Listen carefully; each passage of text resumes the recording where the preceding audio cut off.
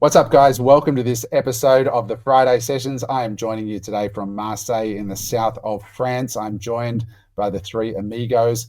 This one was a really jam-packed session. We covered so much stuff. We talked about some of the absolute insanity that is going on in the UK. I'm about to jump on a plane to join Tommy Robinson and the team over there in London this weekend. We'll talk about just this insane story of a illegal immigrant live streaming his journey all the way on the black dinghy, all the way to the shores across the channel into a UK four-star hotel. It's a story that'll blow your mind. We talked about the falling US dollar and how the Bank of America came out this week to formally warn of the collapse of the US dollar.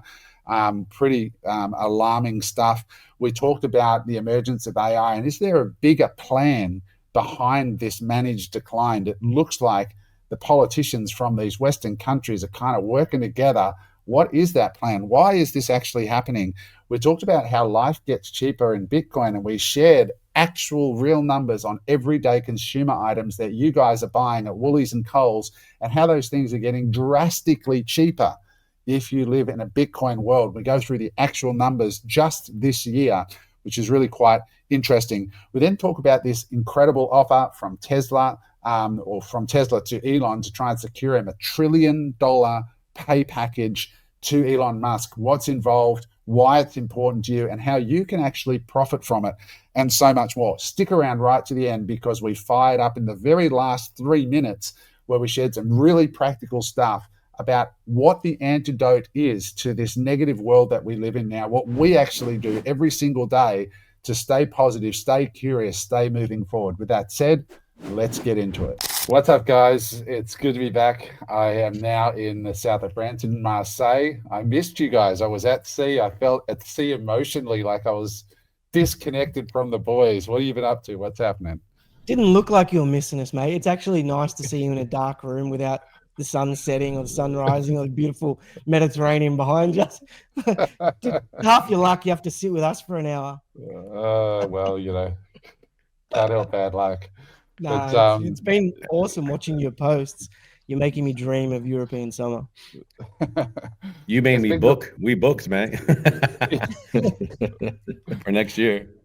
Look, it's crazy. It's such a nice time of year here, and but you know what? It's good. It's good just to get away. Like, I know it looks like I'm always away, but just like literally being at sea and just disconnecting, and just having that time to really reflect on, where you're at in your life and decisions that you're making. I just think for all the listeners, even if it's just a mini break, Mark, I saw you doing some camping, and I just think getting your head out of that day-to-day routine is just so valuable. I just spent a lot of time really just thinking, a lot of time on my own, and it was just super valuable. But anyway, we got lots on the ticket today, guys, and I don't know really where to start, because man, there's so much happening.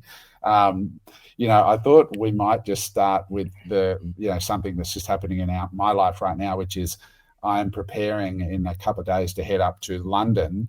So I'm going from here to Monaco, and then Nice, and then out to London. And I'm meeting Tommy Robinson on the weekend for his Freedom March. I was speaking to Tommy yesterday. He is absolutely under the pump, as you can imagine. They're predicting close to 1 million people will be on the streets of London. And we're meeting, of course, Perry, who's one of the owners of Unemployable, with us up there. It's such a tinderbox up there in the UK at the moment. So much happening. We're seeing the police stepping up their arrests of citizens. Somebody got arrested yesterday for calling someone a muppet because it offended them. But I saw something in the week that I thought was really interesting and just gives people something to think about. And the reason we keep talking about this, guys, is because, we're an Australian podcast, and, a lot of our audience is Australian. But one story caught my attention this week, which was that there's a live streamer. I don't know if you saw this story, Alexandra 4200, and it's Alexandra with a DRAH at the end. But he's been kicked off socials. But essentially, this is a guy that is an illegal immigrant who live streamed in a partnership with the people smugglers, who were selling a £12,000 package to be smuggled into the UK. And he basically live streamed himself going from port jumping on the dinghy, say, hey guys, we're now on the dinghy, we're going across the channel to embarkation into the UK, escorted through the facility that receives them, taken to a 4-star hotel. This guy, here I am, guys, I'm in the hotel. It's all true. It's fantastic. I've got food. I've got this beautiful room. Look at me. And he's literally live streaming this. And so social media, of course, have taken it all down now, but the story blew up online. And it just shows you, like, when people, it's one thing to talk about illegal immigration, right? We've banged on about it here a million times. But you've got to understand that there's people who are actually making a ton of money by illegally immigrating people into countries with soft borders. And it really just, it put a whole different spin on it when I read this article. What do you guys think of this when you hear this? Man, I can't come over the border, right, with dirt on my golf shoes, right, from Canada. How the hell do they get people into countries? Like, this is what I don't understand. Like people are trying to smuggle all kinds of things into this country, right? Good luck trying. But people hang on, should be the hardest thing. Adam, you're saying how do you can't get a fucking sausage in? Adam, you know what I mean? You're saying that the UK government is putting them up in 4-star hotels, these illegal immigrants? Correct. Why? After they've hit the shore.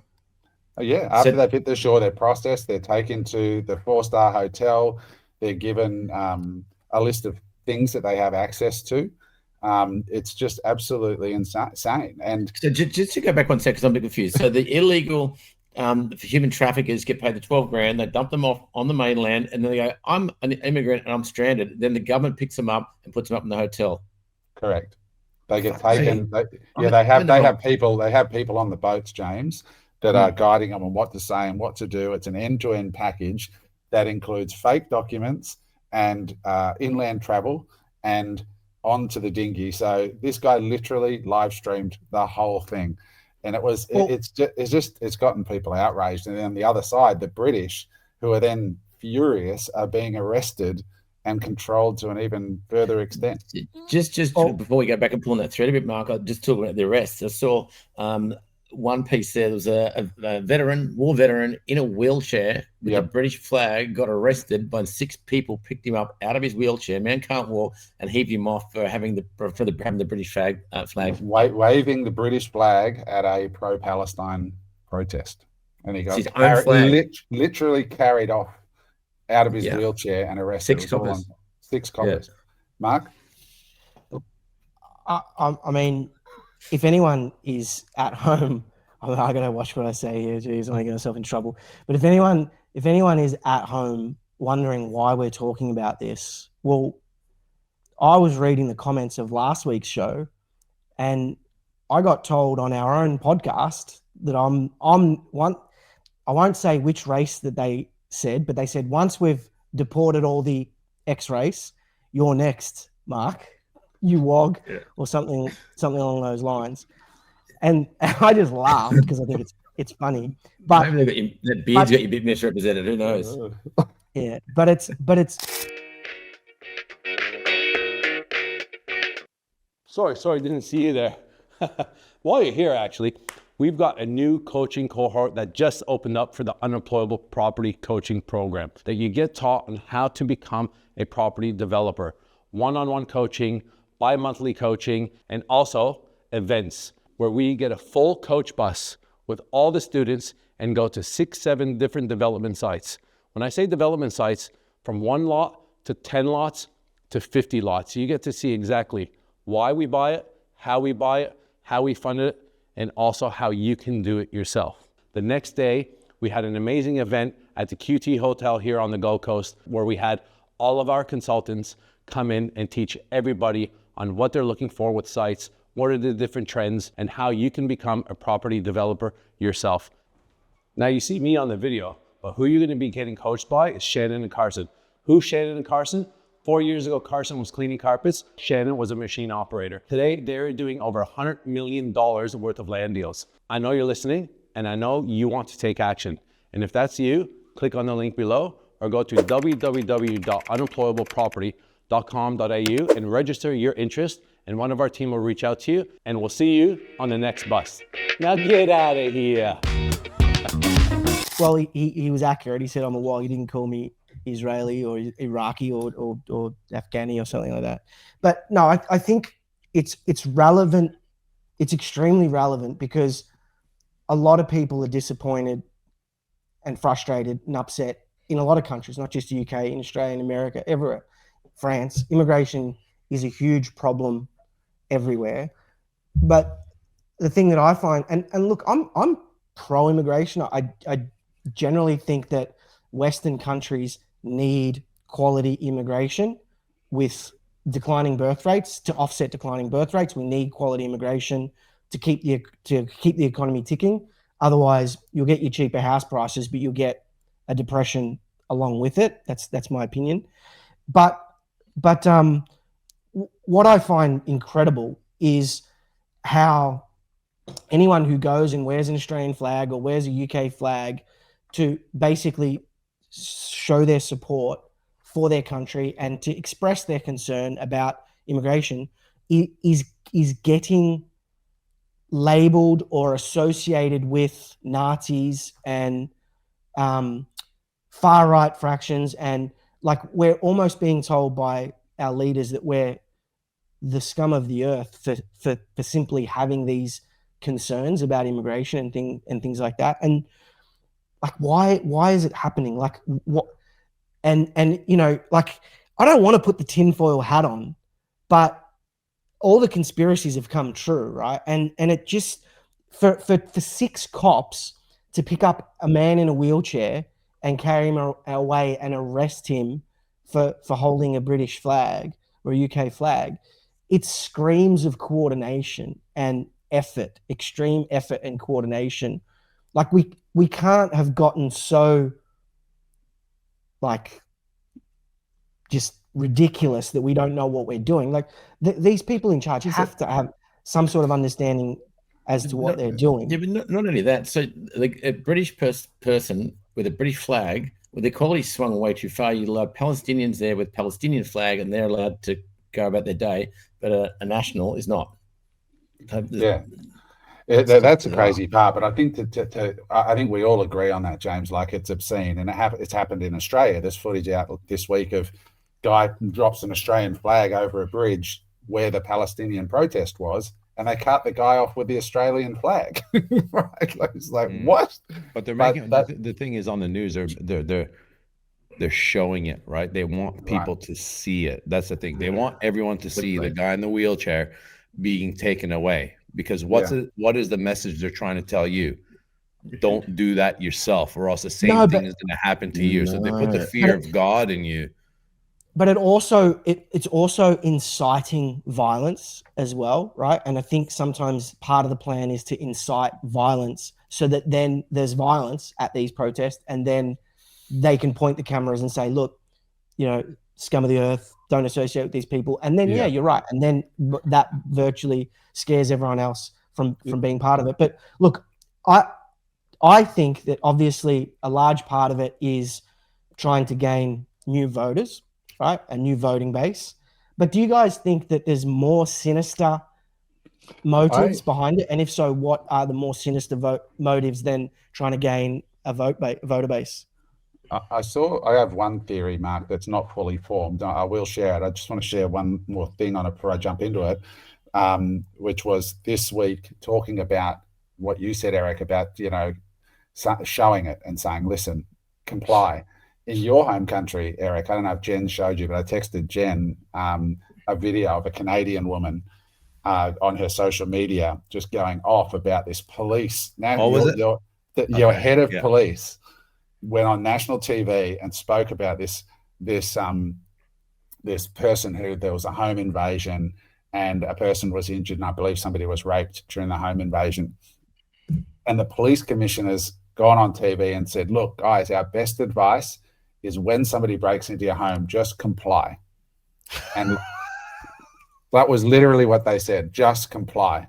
And like the Canadians, obviously the far right crazies have gone, you know what, you can just F right off, right? But they're the far right extremists that, of course, that are saying, give us back our guns. How about you give us back our guns, and then we'll be able to not comply. And so to that point, Eric, is, are they trying to send that message of just complying? And so, Mark, to maybe one sinister motive, and I don't know, I'm just freeballing here, and I know there are people watching the pod. I get it every day. Everyone says managed decline, it's the plan and all this. I haven't read into that enough yet, but I think I might need to because there's something going on. I don't know, Mark, because one of the things that I've been thinking about a lot lately, and we've spoken about a few times, is this emergence of AI. And where I think the intersection might be is that, like just this week, ANZ announced laying off 3,500 employees in Australia. I think it was yesterday the story came out. So they're letting go 3,500. I read the article and they didn't say because of AI, but I'm pretty much guessing because of AI, right? I think the job losses are going to be absolutely enormous and much faster than people realize, because that's how capitalism works. If the bank, ANZ, goes and fires $3,500 people and puts all of those wages straight into their bottom line results, that gives them a competitive advantage in the marketplace from a financial point of view. And then all the other banks are going to go and do the same thing. And all of a sudden, 4 banks, 3,000 employees, 12,000 Australians out of jobs in the middle of a housing crisis and living cost crisis, right? That's just banks. That's just the beginning. And so then you've got small businesses, and the way the government's gone with the employment law in Australia, more and more small businesses are just not hiring Australians. So they're psychotic if they do.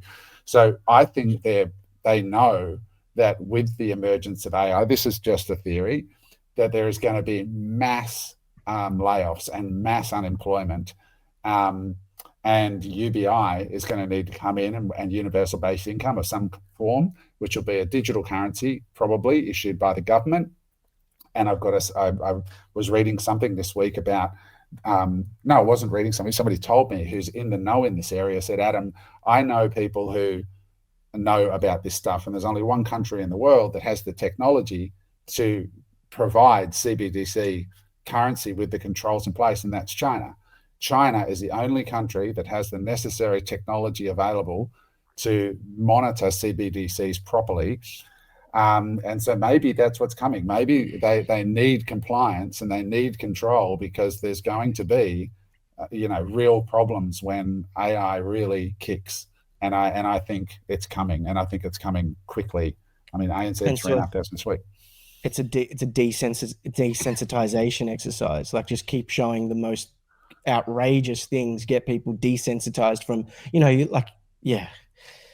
There's got to be something. Like, when I was camping on the weekend out an hour from where I live, and the property, it was someone's private property, and then they have like a couple of campsites in a little section where you can rent them out for a night or two or whatever it is. And he came up, and he said hello, and he was helping out and whatever. And we got chatting, and he used to be like a personal trainer in the US and used to work, I won't mention the company, whatever, work with companies, turnaround companies. Anyway, he came to Australia about 6 years ago, buys this property, backing onto a conservation reserve, one road in, one road out, self-sustained power, self-sustained water, has a creek at the base of the property. All right. So it's fully self-sustained. And we got talking, and he wasn't like outright crazy, but he was basically saying, like, the gist of what he was saying is that there's a spiritual war going on, and full down the rabbit hole. But that was what encouraged him to go out there and buy that property and do that thing, because from what he can see and what he understands, things are only going to get worse and worse and worse. So whether you think this guy's a nut or you think we're nuts for talking about it, the reality is there's people out there that are adopting strategies to plan for worst case scenarios. Now, they're getting that from somewhere, right? Like yeah. There's heaps of billionaires that have bought properties with bunkers in New Zealand. Like, yeah. Why? Well, like the doomsday prepper, but sort of like a survival life. It was massive in the States for a while, wasn't it? It's prepping for that alternate exit. If you seen the comments from last week's pod, there was one person that was talking about how, I love the pods, but like these ones are starting to get a bit depressing, right? On some of the stuff that we're talking about, right? But what people got to, we're not trying to depress people with these things. We're just trying to bring it out into the open, because the reality is everyone is so busy in their everyday lives that they're not researching, they're not seeing these things. And I want people to be aware that this is a form of education for you. Take it however you want, right? Like I know, Mark's probably the more spiritual one out of all of us four, and he's probably talking to that guy and going, you know what, you make a lot of sense. Whereas someone else would be talking to him and going, hey, like, what mushrooms have you been on, right? So, but everyone has it, right? Everyone has a different angle, and I want to be very, very clear. We're not trying to, the guy mentioned it. He's like, oh, it's like selling sex, and it's like selling, bad news. It gets the attention. That's not the reason why we're actually doing this, guys. We're doing this so people can wake up and smell the coffee of what's happening in plain sight while everyone is watching maths and the rest of it. Like, this is the stuff that is literally happening. I have seen this happen over the last 10 years in Canada, and everyone's like, oh, I've seen this happen. It's happening here in front of our eyes, right? And it's, we're trying to prepare you guys for, just being very, very aware at the moment, because if you're not prepared, I really think I would love to. It seems that the world shifted after COVID, but I think there's some fundamental changes happening. Yeah.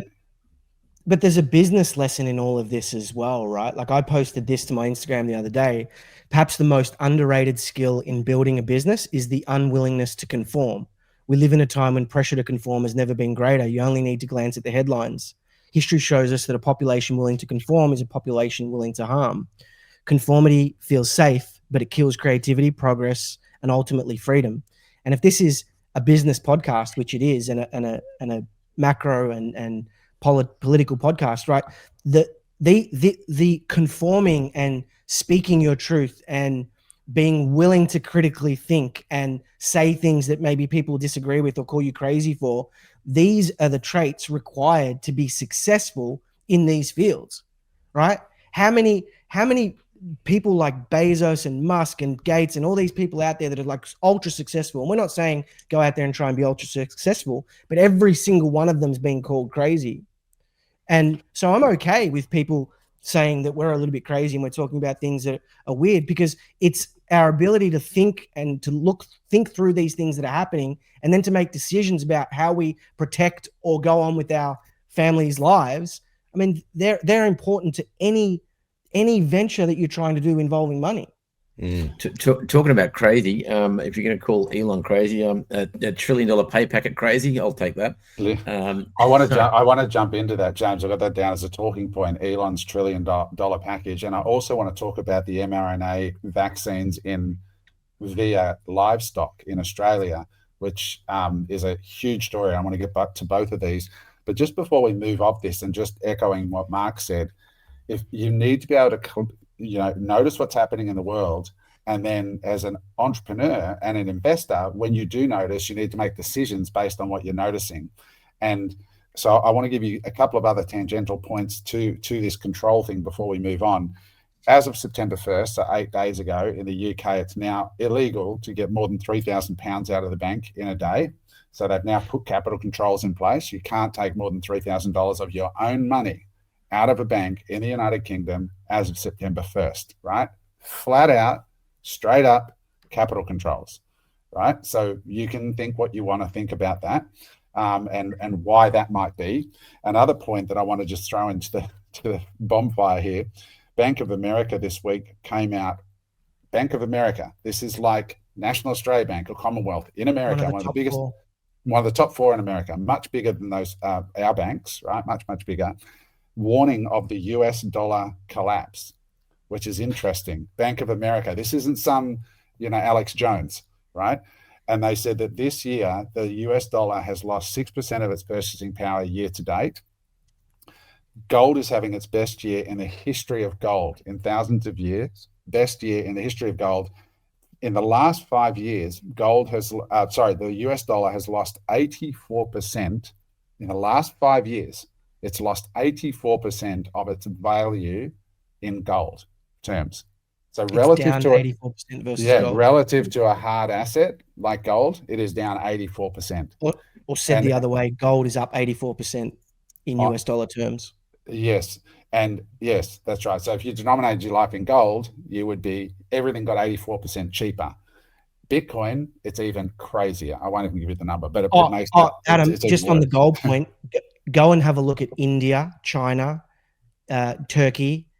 Go and have a look at these countries versus gold, and it's over 100% as well. Yeah, it's crazy. And meanwhile, you've got China, US, Euro, Japan. Their M2 money printing is now on all of these countries at all-time highs. So they're printing money like crazy. Gold's going through the roof. The value of the dollar is falling through the floor. And I saw an article, a post this week, which I shared on my socials. Again, just getting people to think about how they denominate their life.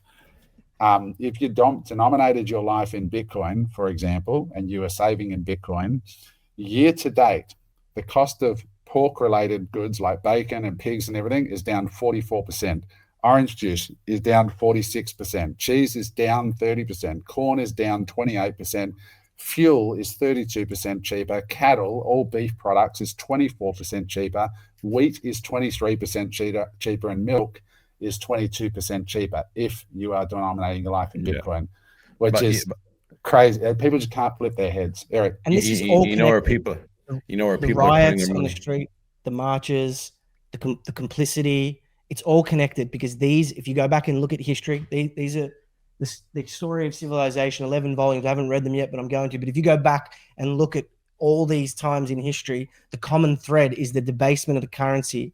And when that gets to this end point that we are now, we start seeing all the chaos on the streets. It's all linked.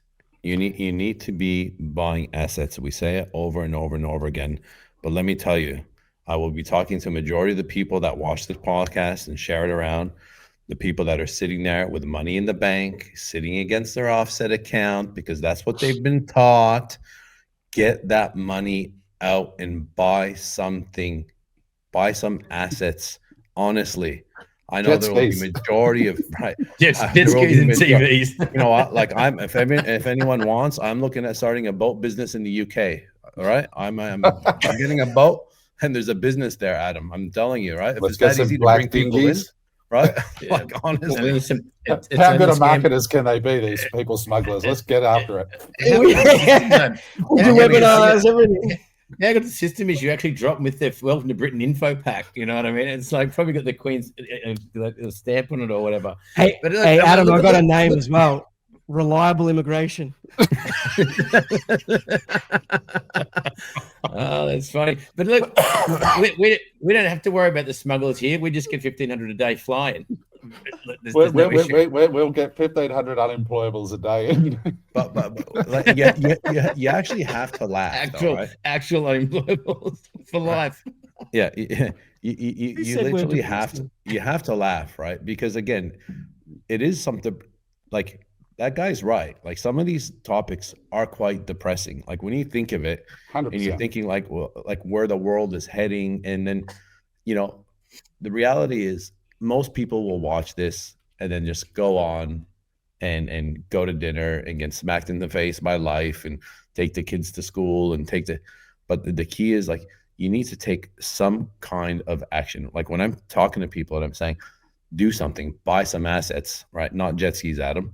I know you're joking, but do something with it. Like I know you guys are all just sitting there and we're telling you the stats. Yeah. Adam is telling you the stats week after week after week after week, right?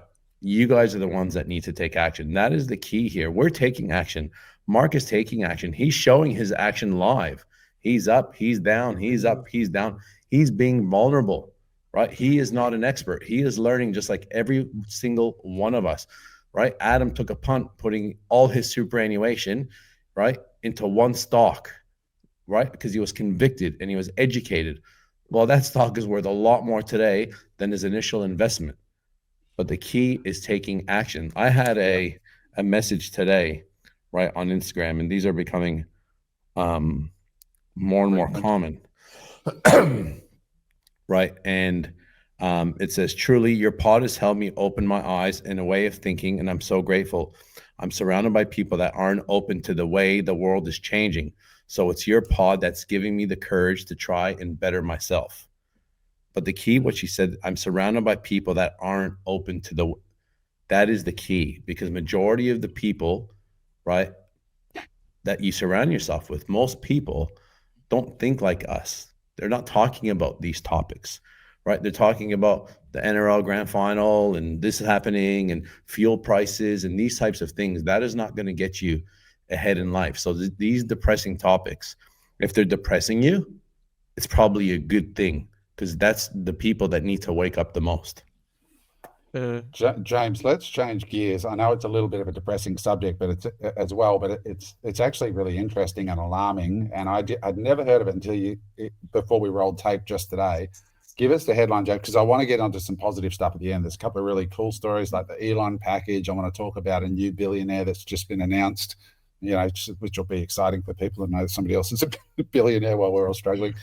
So James, let's jump into that. So what's the headline? This is, yes, guys, listen up to this. It's amazing, and we're getting it straight from the country boy himself. Yeah. So there's been an agreement to go through that they'll be injecting or whichever way they're going to administer a new mRNA drug into our livestock for foot and mouth disease. So we had no choice in it. It got passed immediately. So you'll be consuming animal products that have been injected with an untested, unsafe mRNA product without your consent. So where is this story, James? Give us the context. Where's this story been announced? Can you read it to us? Yeah, Australia's developed the first mRNA vaccine worldwide for foot and mouth disease in cattle, with current debate focused on potential biosecurity benefits and concerns raised about the impact on animal-human health. This is a distillation of it on Perplexity. So it was created through a collaboration between New South Wales government and Tibia Biotech and Bill and Melinda Gates. You got it. Supported by Bill and Melinda Gates and Meat and Livestock Association. So the safety and deployment initial studies showed that the vaccination were fully protected with no viral shedding. Blah blah blah. But the industry reaction is that, in conclusion, is that it's untested. It was got rushed through. There's no choice. But it's just a plan at the moment. It's not confirmed. Is it? It says at the start of the article, has issued a warning about a plan to inject livestock with newly developed mRNA vaccine. Okay, so but it's not in law yet. It's just a plan. Okay. Yeah. Announced this month they've developed a breakthrough vaccine, which is not present as a part, but it's under in discussion. But you imagine the knock-on effect from that, right? Just as a consumer, you either have to grow your own cattle or sheep, because it'll be sheep, it'll come to sheep as well down the track, but also for the producers. When something like that, something goes viral in the livestock industry, it shuts it down. Remember when a while ago they had that equine flu, and they had to slaughter all the horses. The horses couldn't move from paddock to paddock, a whole lot. I mean, what it did to an industry was incredible. And having grown up on the land and being my father was a livestock agent, seeing firsthand what this does to the primary producers, because they'll have no choice.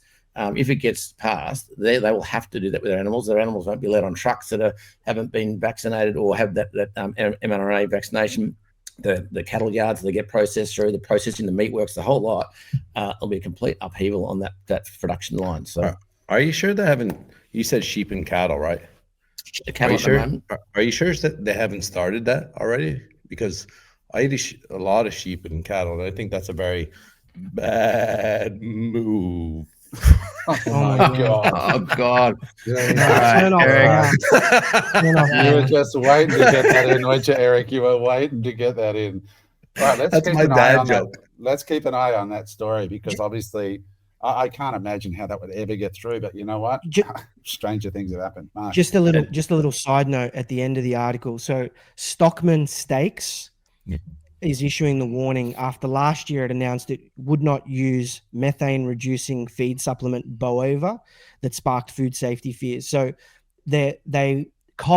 all Coles' meat is putting this methane-reducing feed supplement. So basically, so cows fart less, right? They're putting it in their meat, and there's safety fears around that ingredient. And a lot of like the independent butchers and stuff have like said, we don't use it.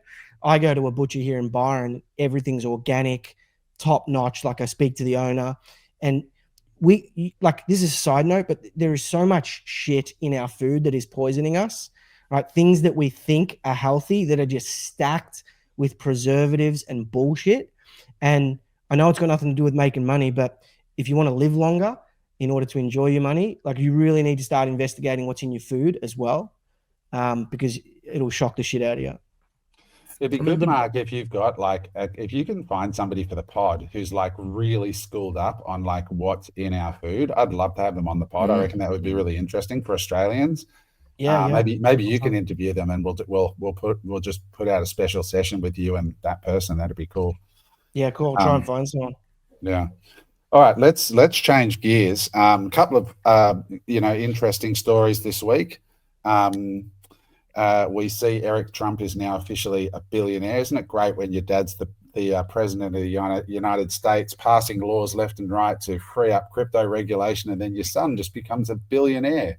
Amazing world that we live in. It's almost like watching a circus, isn't it?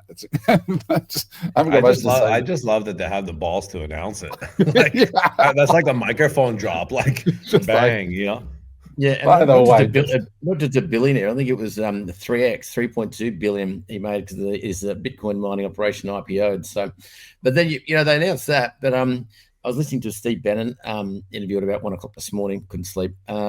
And he was talking about the balls on Trump and just talking about what's happening down the southern border. You've got UK that is coming in with their gift pack. We're flying them all in, and basically Trump has stopped immigration across that border nearly completely, depending on who you listen to. So he might announce those things with his son and crypto, which is we all benefit from, obviously, because we're all crypto heads.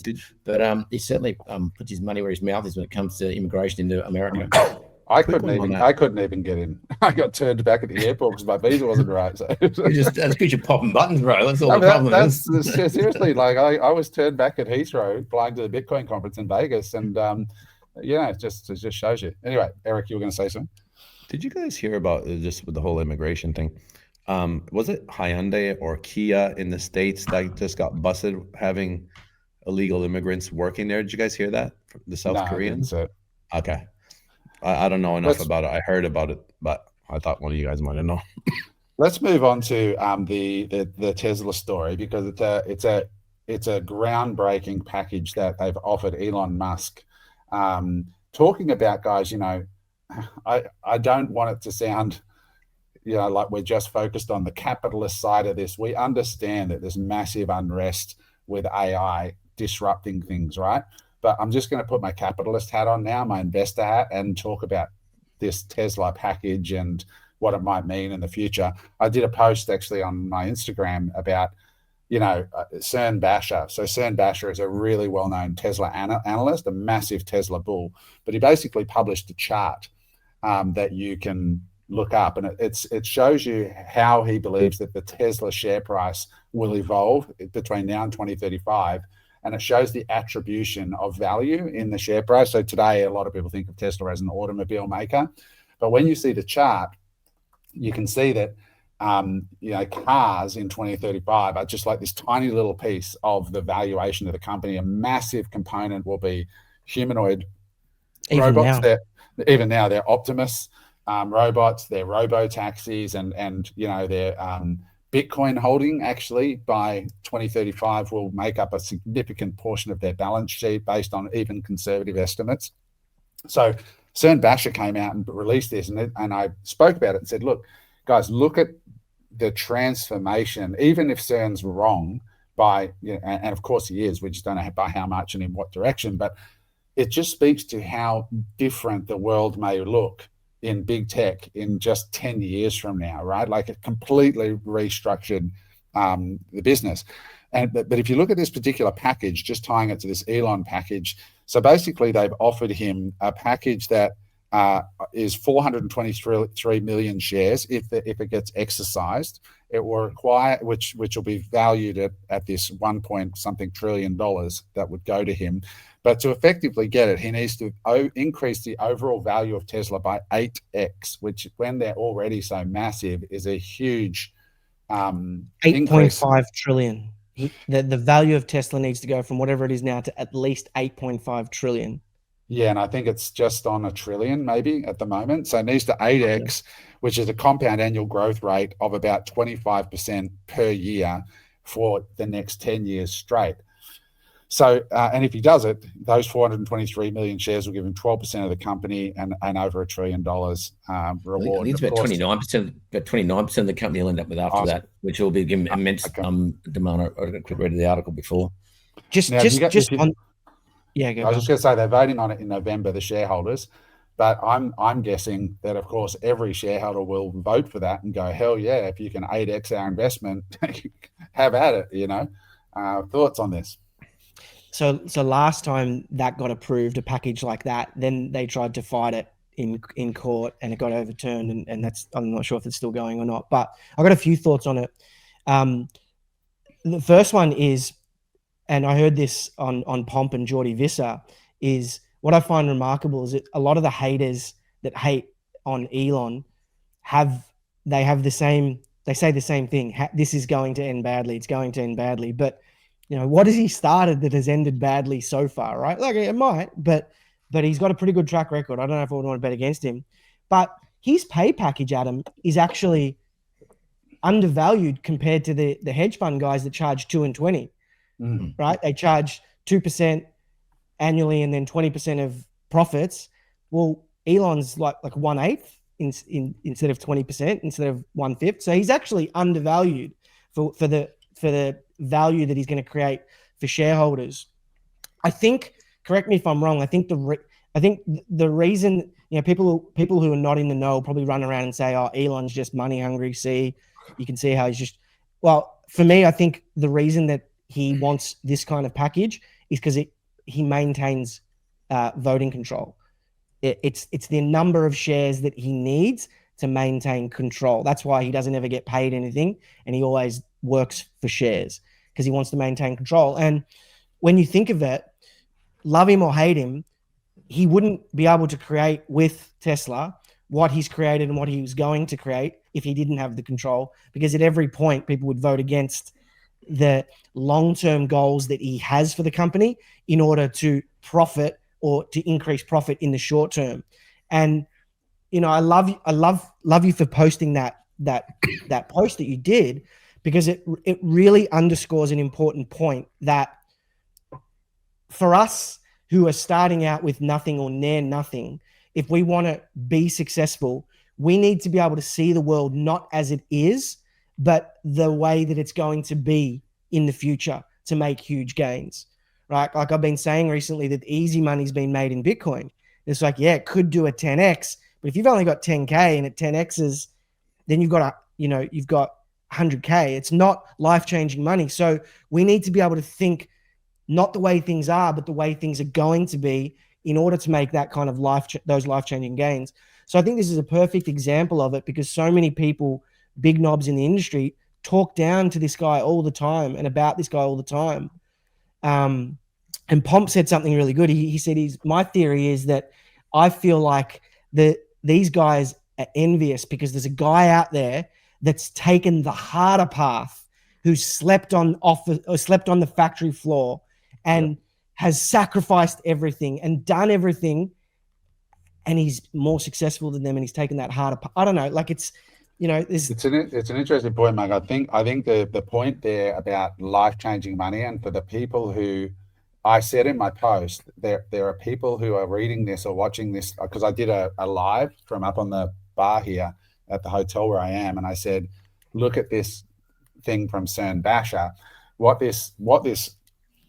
There are people that, if they're smart right now and they're willing to back their convictions, can literally change their family's futures. Like, like by investing in, if CERN's right, investing in things like Tesla can be life-changing for people, or Bitcoin can be life-changing for people. that's actually how Michael Saylor from MicroStrategy, or now called Strategy, Saylor made his fortune not from founding his company Strategy, but from investing in Facebook. Well, basically the Magnificent Seven. Apple, Microsoft, yeah. Yeah, he became a billionaire before he bought Bitcoin from investing in those emerging technologies. So this thing you're doing right now, guys, and listening to this podcast or watching it on YouTube, and people smarter than us by a mile, listening to people like James and Invest Answers and these people that are on the sort of cutting edge of these things, this is where you can actually invest your way to massive life change. Yeah. Can I throw another one in? Can I throw another little nugget in the mix? And this is what I've actually started spending more time on. So you invest in Tesla now, and he succeeds. You get an 8x. You get 8x in Tesla. You get an 8x in Bitcoin. It's great. It's good. It's definitely, if you've got money, it's definitely where I'd be considering looking at putting some money. But what we want to encourage on this podcast, and this is where the positivity is filtered through this podcast, is don't just think, okay, I'm going to go out and I'm going to invest in Tesla. Or don't just sit there and say, I fucking hate Elon, I'm not going to invest in Tesla, and dismiss it. Think about the second and third order effects about what we've just discussed is going to mean. So if Elon is able to realize that $8 trillion valuation with robotics, what are the parts or the raw materials or the things that are going to need to go into those humanoid robots? Correct. That a company now that's worth $500 million sells, and they're one of 3 companies in the US or in the world that sells them, and their market cap could go up 100x over that same time because you're willing to get outside your closed-minded beliefs, willing to look past the man and look past the company and the optics and the politics of it all, and think, how can I and my family benefit from what he's going to be? Hate him or love him, it doesn't matter. Like, get out of your ego, get out of your head, and do something with it. Just on that point too, I mean, it'd be pretty safe to say now he's not really just in it for the money anymore. I mean, the guy's got more money, thank God, but he actually works harder than any CEO on planet Earth across 3 companies. Like he's not there just for the coin, and lives in a tiny home. I mean, it's not exactly. It's about attention, right? It's about attention as well. At the end of the day, he wants to have a foray in politics, and who knows what else he wants to get up to, right? Now, that's a pretty good carrot to incentivize someone to go, you know what, I'm actually not going to go down that road anymore. I'm just going to concentrate solely on this mission. Because at the end of the day, Elon Musk has an expiry date. He's not going to be with us forever, right? At some point, that guy will pass. Then what happens? And I think there's, right? Maybe. He's creating neural links, so his consciousness might be able to live on. But you know what I mean, right? So it's like, if he might have, say, another, I don't know how old he is, probably in his mid-50s, early 50s, but say he's got a good X amount of years left, they're going to want his attention, because if it's not going to be them, it's going to be somebody else. And in my opinion, they're offering him this because what happened to Tesla as soon as he said, I'm going for president, I'm going to run for politics, right? I'm Tesla, sure it's him demanding it, not them offering it. But you know what I mean? Like, Tesla got shooken up, and then it was like, oh my God, what's going to happen to Tesla when Elon Musk is going to run for president and he's going to take the eye off the ball and all this kind of thing, right? So now, even just this, imagine what it would do to the Tesla stock if this got approved. Well, I think it will get approved. I don't think there's any doubt it'll get approved in November. And to be clear, it wasn't the shareholders that complained. It was only a few activist shareholders. It got upheld by a judge and then overturned. But I think it will get approved.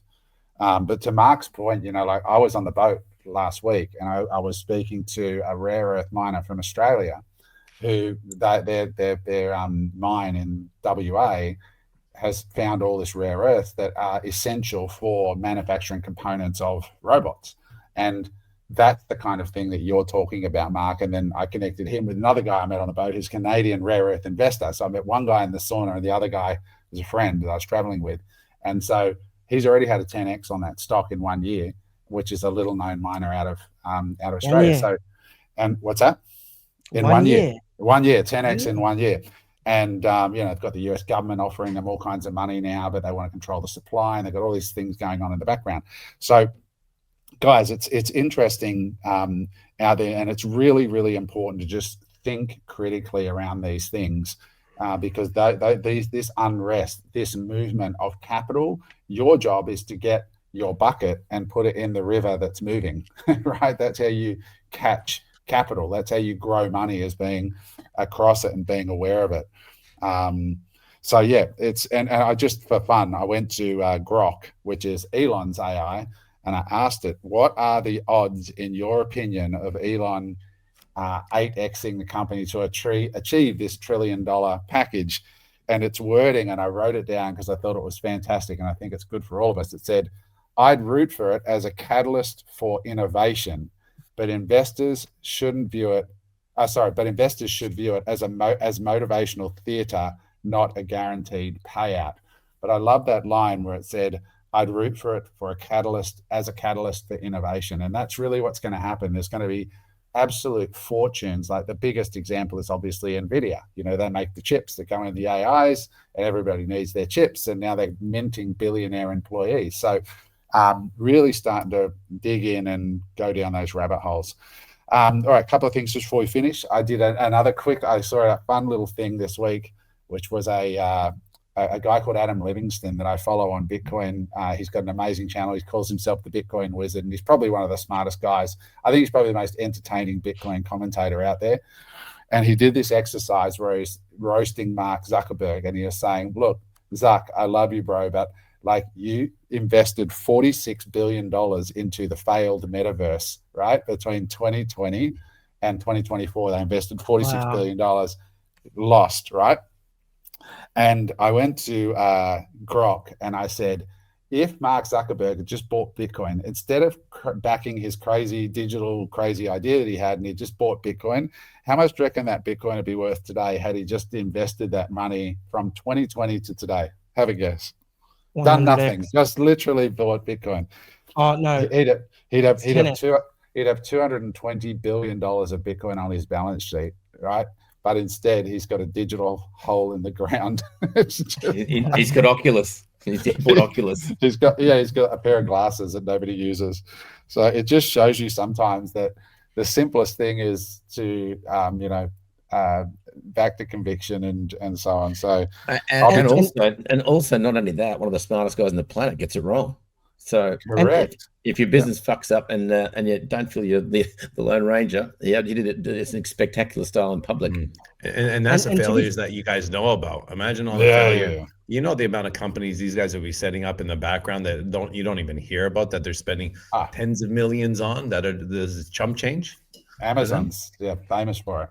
So it's Google. I mean, Google's got its own venture fund. They just acquire companies by the hundreds. Not a 46 billion, to be clear. No. But I'm saying acquiring ideas. Not a lot of them see the light of day. Yeah. Mark? To be fair to Zuck and all these big companies, like they don't have a choice, right? Like they have to continue to try and innovate, grow their share price and innovate and whatever. But we do have a choice, right? Like we do have a choice to choose the simple option sometimes, and I think that's the main point, right? Like sometimes you try and overcomplicate it. I know I do. Mm-hmm. Interesting. All right, guys, we're just about done. Where are we? Yeah, I think we're top of the hour. Let's call it. There's a few things I would like to get to next week. Eric, talking about the demographer, Simon, that you had on, talking about the future of Australian housing and affordability. I think we're in for some fun and games there, with this new Labor policy of 5% and all that. But let's talk about that for next week. Yeah. I want to congratulate all the people who've joining us for our Dubai trip. We got 60 people. 60 people coming to Dubai. It was going to be just like a little side thing, and then all of a sudden we just did 1 or 2 posts on Instagram and 1 shout out on the pod, and bang. I went on my Instagram today and just said, hey guys, thank you very much, but we've now closed the registration. We've closed down the landing page, and 3 people reached out. One of them was like, oh no, I was just going to book, my business partner and I just confirmed, and 2 others. Yeah. So I think if we actually wanted to, and went, okay, let's make this even bigger. I reckon we can get 80 to 90 people. But the reason why we wanted to keep it to 60, there's a couple of reasons. One is it works. It's a good number. If it's too big, then it becomes hard to control and you can't give everyone the attention that they need. Secondly, we're going to some of the best restaurants in the world. One of them that's in Dubai at the moment, which is a rooftop, and we've got the whole terrace that they rarely give away to anyone, they said. And that's a maximum of 60 up there. So all of a sudden you take 70 and then there's 10 people that got to be put inside. So I think, it's great. And this is something, guys, that this was a little test, to be honest with you. Adam and I kind of got together and thought, what, actually, let's try and do a bit of an event, right? Rather than just a couple mates going and, my wife and the kids and stuff. And 60 people full on, ready to rock. But this is something that we're going to be doing. I'd love to do something like this twice a year, to be honest, not just in Dubai, but other locations. I'm working on something very, very cool in the background right now that nobody knows about. And it's about real estate investing around the world and opportunities to invest in boutique hotels around the world, which is a very, very interesting investment opportunity. I've known these guys for quite some time, and it's something, and they're building hotels all around the world. So how good would it be to have these events so people can learn about kind of investing outside of their 5-kilometer radius that they need to touch and feel, and travel the world and connect with amazing people. Like some of the people that are coming on this trip are very, very successful entrepreneurs, investors. It's actually very, very, very exciting, to be honest with you. And I've been in the background over the last few days, back and forth with the coordinators in Dubai, and the restaurants and the beach clubs, and just making sure, what's the premium package? I want the best. I want people to just go, this was the best experience Eric, I have ever had. Are we going to see you in Conor McGregor style Versace pajamas, bro? Oh man, No. You know what? I'm getting the Versace Gucci. Speedos. I'm getting the Gucci slip-ons with the big fur. The ones that he wears. I love it. I love it. Remember that first boat trip when you wore that? When you wore your I'm wearing that, James. That tablecloth. I'm wearing, mate. Come on. Mate, I'm not eating for the next 6 weeks, so I could lose a little bit of this, body fat. Winter belly. I would have prayed for the moths to come and destroy that, but anyway, looks like you preserved it. I've got quite exciting. I've confirmed some friends who are coming from Dubai to speak. These guys are Aussies making millions of dollars a month in Dubai since they moved there. Got a hugely successful business. So the people on this trip are going to be able to have a round table just with 60 of us in the room, Q&A. Yeah. It's going to be fantastic. How they got there, how they did, not in real estate, just in business, how they started, how they're doing it. So it's going to be a really cool, intimate experience. Yeah. You going, James? But I'm not. No. Are you coming, Mark? No, not this one, but the next one I'm keen. Yeah, we'll go Byron to Dubai. Talk about polar opposites. Exactly. There will be more, but honestly, the more research that I do, Adam, on Dubai, right, places to go, things to see, because I'm bringing the family, right? So what they have there, people don't understand, I don't think. What they've actually built, and the museums and the different worlds they've created, and oh my God, the hotels and the restaurants, and it's the amusement parks, the water parks. It's nothing like I've ever seen. I'll be honest. It's just cue the haters in the comments now that are going to tell us it was all built on slave labor. Slave labor in the middle of the desert. Hopefully we don't get a dust storm. All right. No, but you're right. You've got to actually go and see this stuff. I think it's I think Dubai is actually the real life Hunger Games. They're building a world for rich people. It's flat out, that's what they're doing, and they're doing it in plain sight. Yeah. I watched that movie last night. What's that one with Matt Damon where Elysium, where he flies off into outer space? That's basically what's happening. Yeah. It's inspiring, guys. At the very least, it's inspiring to think bigger. And that's what I always say about travel is just getting out there, think bigger. When I was in Spain. Just this week, one of the most inspiring things I saw out of the blue, the guy I was traveling with and his wife, they're massive tennis fans. And so we went down to where Rafa is on Mallorca. Rafael Nadal is from the east coast of Mallorca. And we went down to this little harbour because we heard Rafa's boat was in, and his massive, super yacht was there, or catamaran super yacht type thing. And his house is right there on the bay of his hometown, this massive palatial house. But what we went and did was we went to the Rafa Tennis Academy. And have you seen this? If you haven't, look it up on YouTube. Rafael Nadal, you've been there. Like, it's got all the accommodation, it's got world-class courts, nutrition coaches, psychologists. Kids come in and pay like $10,000 a month for their kid to be there with world-class coaching. It's just like, talk about a vision, like talk about thinking big. It was just absolutely amazing. The guy that just won the US Open, Alcaraz, beat Sinner. He comes from that academy. Does he? Yeah. Yeah, well, it's like a university campus. Yeah, it's like a university campus. Tours, merchandising shops, it's just cafe, restaurants, everything. It's just incredible. It's the best. So you just got to keep thinking big, guys. Like, don't let this shit depress you. Don't let them win. Just know what's changing, know what's coming, lean into it. Look for opportunities, because around chaos is where the opportunities are. The movement of money equals wealth for those who are aware. Just don't sit there, jacking off the porn or watching maths or whatever. Get out there and actually engage. It's funny, right? Because we're all susceptible. We're all susceptible. Throw the last minute bomb in there. Well, young men are watching this show, man. Like, that's no joke. I honestly believe it's fucking them up. Yeah, like I say the swear word, but the amount of times Adam's talked about someone jacking off to something on this podcast. Oh shit! Oh my God. So be aware, be curious. Eric, Mark. This is going south quickly. Eric, this is going south quicker than the US dollar. Mark?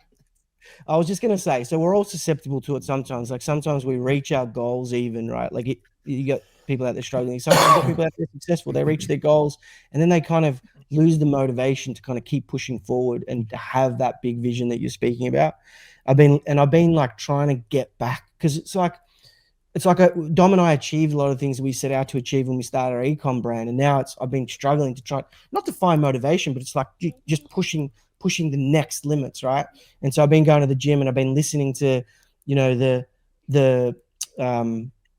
the little montages of like all the positive, just to try and like break the pattern. And I'm listening to one of them today when I was training, and David Goggins comes on, and David Goggins says, and an NFL footballer says to him, hey man, like, how do you have the motivation, and how do you have the mental strength, to keep going and keep pushing forward? And David Goggins goes to him. I asked him, I said, what did you want to be when you were a kid? He said, I wanted to be an NFL footballer. He goes, what was your biggest dream? He goes, be an NFL footballer. He goes, and then you made it. He goes, I don't have a finish line. He goes, I just keep going, keep looking for chaos, keep pushing. And sometimes that's what we need to find, right? It doesn't matter where we are on our journey, but we've got to find that grit to keep pushing past whatever we set as a goal. It sounds like me at the moment, to be honest. I just keep pushing and keep creating chaos. And Jen asks why. I'm like, I'm just one of those crazy ones. I enjoy it at the moment. No finish line. It's what drives me. Stay hard. The stress and the anxiety drives me. That was a good tip though, Mark, because that I've been doing the same at the gym. Motiversity, it's called, I think, the channel on Spotify.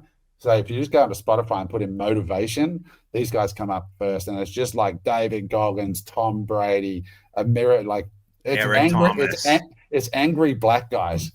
Get up, you loser! You're destined for greatness. It's just fucking awesome, right? I love it. Some of the stories. Where's Watson, but just not in jail? There's Adam smacking himself in the gym.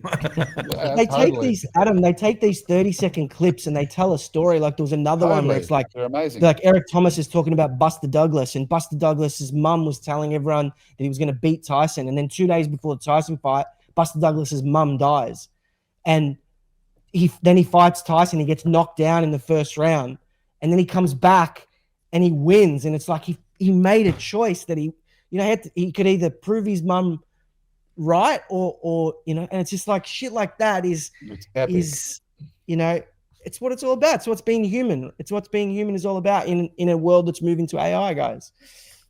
Get it in you, guys. Get it in you, because it's the antidote in a way to all this negativity and stuff. Is build your body, build your mind, notice what's happening, and you need to double down on that stuff, because if you don't, you're just going to spiral. Like Soko said, oh, this is depressing.